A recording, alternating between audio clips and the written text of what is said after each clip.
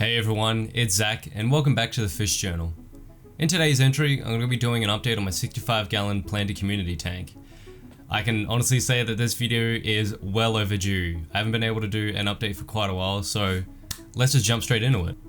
As you can see, the tank has changed a lot since my last video. First and foremost, the lily that was sitting near the overflow box originally had to be moved outside of the ponds. After the first week of having it there, the pad started to deteriorate and it was looking sad, but since moving it outside, it's done honestly amazingly. If you want to see my video on my ponds, make sure to subscribe and let me know. I will be doing an update very soon on them and setting one up. The other major change that I've made involves a large piece of driftwood that was originally sitting in the middle of the tank. I ended up replacing this piece with a brand new one. It gave me a good excuse to add a few new plants to the tank, as well as shed some light on some of the old ones that were in there. All the new plants that were added to the tank came from the old freshwater community that I shut down a few months prior.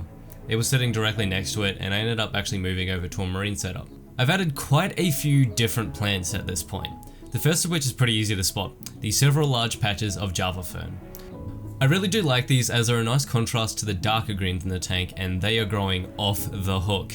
Next up is a large Anubias that I've added to the right hand side. I've had these sitting in other tanks for months and finally decided to add them here to increase the density of plants. Next to that is my large patch of Anubias Nana, because there isn't such thing as too much Anubias, am I right? Although this back section has changed quite a lot, I did make sure to try and preserve some of the original scape because I was quite impressed with that when I originally did it.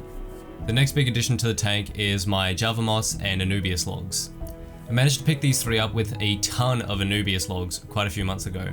A couple were giving them away after they were covered in blackbeard algae, and over the next couple of months I took it upon myself to clean them and slowly remove them. I will actually make a video in the future of how I managed to save these guys because it was relatively simple and it didn't actually use any chemicals.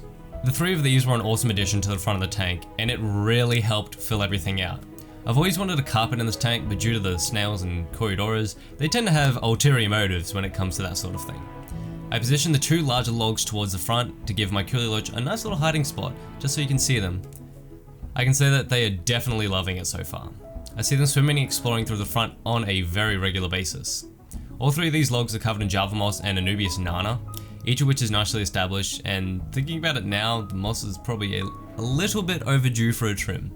All the plants that were originally planted in here have made leaps and bounds since the beginning. The swords have been growing big and strong, especially since I removed those pesky plecos. They had a good habit of cleaning the leaves, but in turn also rubbed them very thin. Since first setting the tank up, I have actually added a lot of new plants to the scape. The first big addition is that of two different crypt species. In the front left here, I have added both crypt Wenditti brown and green. The brown crypts are really cool and tend to spread very quickly. They have an awesome rigid leaf structure that breaks up the soft, smooth greens in the tank, whereas the green crypts are bright green and have a smoother appearance, so they fit in really nicely. I can't lie, I'm definitely a sucker for bright green plants, but hey, can you blame me? One of the most recent additions to the tank is a plant right here.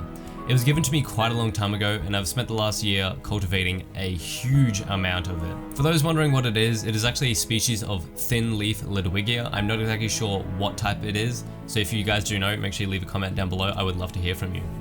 Finally, I've added several large patches of Winterlove, a fern that is closely related to that of Java Fern. It does actually have quite a unique appearance. As it grows, the ends split, forming a nice, bushy, forked kind of shape.